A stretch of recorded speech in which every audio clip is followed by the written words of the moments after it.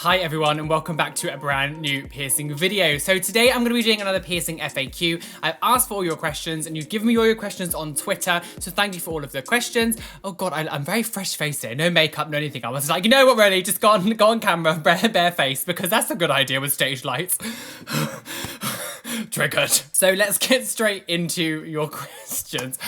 I can't film, I'm a mess. Do you ever get sick of a piercing and want to take it out? If so, how do you overcome that? Ooh, good question. So with this one, it's difficult because like as much as I love some of my piercings, sometimes they can be annoying, especially when you have surface piercings. When I had the back of my wrist pierced and like the back of my neck, I've had that done quite a few times and like they're great and I love them, but they are really annoying, like getting changed and you can't, like, you're always having to consciously like trying to get dressed in a certain way so you don't hit it back of your neck, or like when you're washing the back of your head or you're washing your head or something, like sometimes you might have like hit it with your fingers and it's like, it depends on how much you want it. It really depends on how much you love it. I love them, so for me, I never wanted to take them out, but they were irritating. Have you ever been in trouble because of your piercings? For example, has your boss ever said to you, you're not allowed to use piercings at work? Now that I live in London, it's a little, obviously, it's a lot more accepting where I work. I work in a shop, if people don't know, I work in retail. Only like a few days a week, but I still have to work there. When I was back in Devon, when I still lived in Devon, the people there at my work were like, you cannot have any of that stuff in, and it was really annoying, and I had to kind of take it out. I love piercings so much, so I was like okay with going through that because I was like, well, I want them and I love the way they look, so I'm not gonna let this stop me getting them. And whenever I'd get like my lip pierced, or like when I had my eyebrow pierced, I had to take time off of work. So I used to take 2 weeks off of work,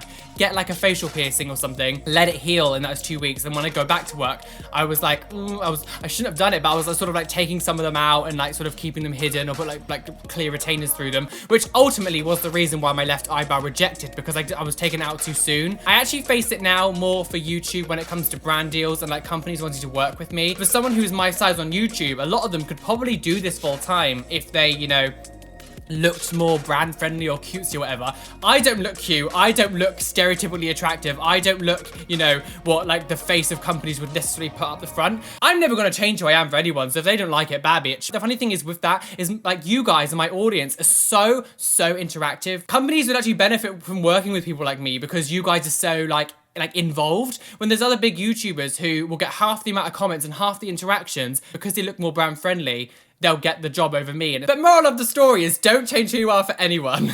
Can you wear any kind of nose ring in a nostril piercing? Make sure that you do double check the size of your hole, like make sure that it's a 1.2mm or like a 1.6mm, and make sure you're getting the right gauge for like the actual piercing itself. Also make sure that the positioning of the piercing is the right size, so make sure you get like an 8mm hoop or like a 10mm hoop. The best kind of way to do this, just to go to the piercer and just say, what's the best kind of size for this? Because unless I can actually see the piercing or see the thing itself, I can't really judge on what ones you should really get. Have you ever thought about getting your eyebrow pierced again? Yes. I really want it done again. So the only thing is I'm not too sure what side to get done because I had the left side done the first time, and where it was positioned was like perfectly positioned, so I can't go through the same place. So I'd have to have it maybe off the place a little bit, and I don't know if I want that. If I was to get my right one done, I don't know. I need to shape my eyebrows. My eyebrows aren't really like shaped at all.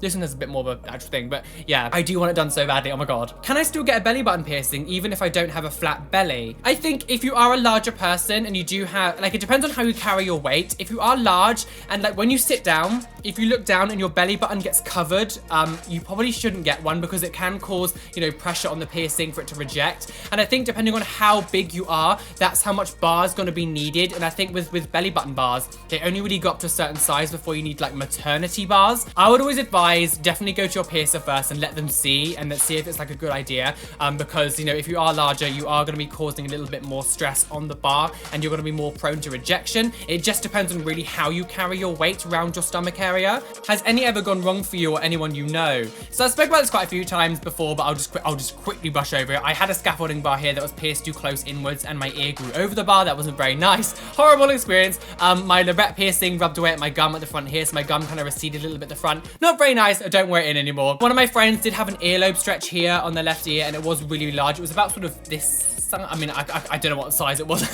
It was about this size, I would say. And it got ripped out when they went clubbing once, which is really horrible, and they had to get like surgically like sewn back up. One of my friends, Georgina, she had a tragus piercing, and the tragus ball came off and rolled into her ear when she was sleeping, and she had to have it like surgically removed. Do you think you will ever get a corset piercing or something similar? No, and the reason I don't want these kind of things is there's a lot of modifications that kind of happen that are very temporary ones, that are just temporary ones. You can't really live with a corset piercing. It's not one of those ones that's going to be very easy easy to live with. And also, if you're gonna have the thread pulled through it and it's pulling on the piercings, that's gonna make them reject really, really quickly. What would be a good start for beginning piercings? I would say lips are really, really good to start with, like a bottom lip at least, because it's very sort of like, it's very thin, like it's just a flabby bit of skin. Also, like they do heal very, very quickly, so lip piercings are very good to get, I would say, sort of like starter piercings. Earlobe piercings, I don't always count as piercings because I feel they're kind of a little bit too beginnerish, where it's like even babies get them done. Don't like that, of course. I don't, you know, if you're a mum that you pierce it, but don't, oh my god, do not pierce babies' ears.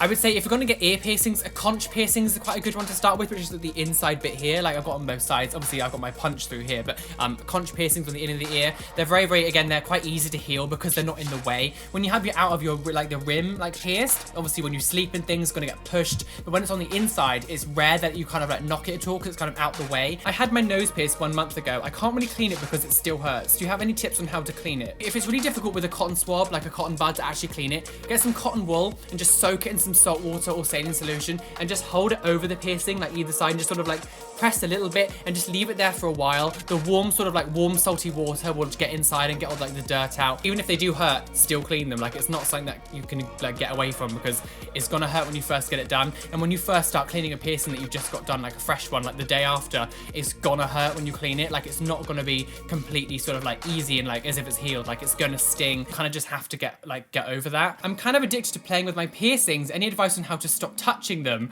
Oh Lord, I mean you just have to, I mean I don't really know. You just have to stop. Make a swear jar but for touching your earring jar. So if you have like every time you touch your earring, put like 10 pence or 10 cents or 10, I don't know where you're from.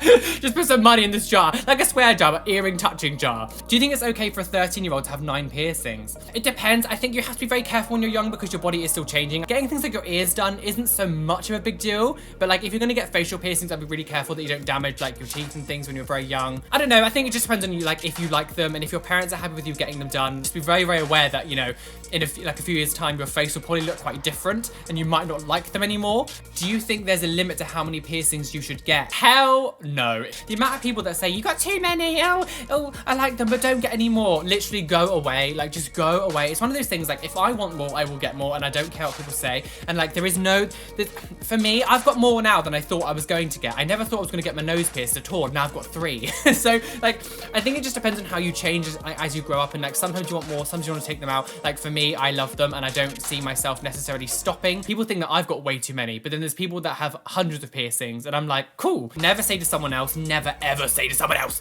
that they've got too many or they should stop getting them, you know, because they're gonna ruin their face or whatever. Like that's not for you to decide. It's not for you to decide. And me, if someone says to me like I look better before, you don't find me attractive because I'm like look like this, it's a bit kind of like, well, I'm not trying to make you find me attractive. This isn't for you, this is for me. Thank you so much everyone for your questions. If I didn't do your one in this video, it's probably because I've already done it in a previous video, so maybe go back on my like piercing body modification playlist and you'll probably find some videos on your topics. Also, thank you for all your support lately. Like I know my videos have been sort of a little bit weird in this past month. I've had like a lot going on, so I haven't really had time to like do that many. But like December we'll be back to normal videos and everything. I've sorted stuff in my life out now, so I'm back to being normal. So I will see you definitely on Monday. A massive shout out to Teresa and Kelly, who are my top 2 patrons. Thank you for being fabulous. If you become a Patreon, there's a link down below, and make sure you come and follow me on all my social medias, my Twitter, Facebook, Instagram, all that stuff is down there below as well. And I'll see you very soon. I love you. Bye.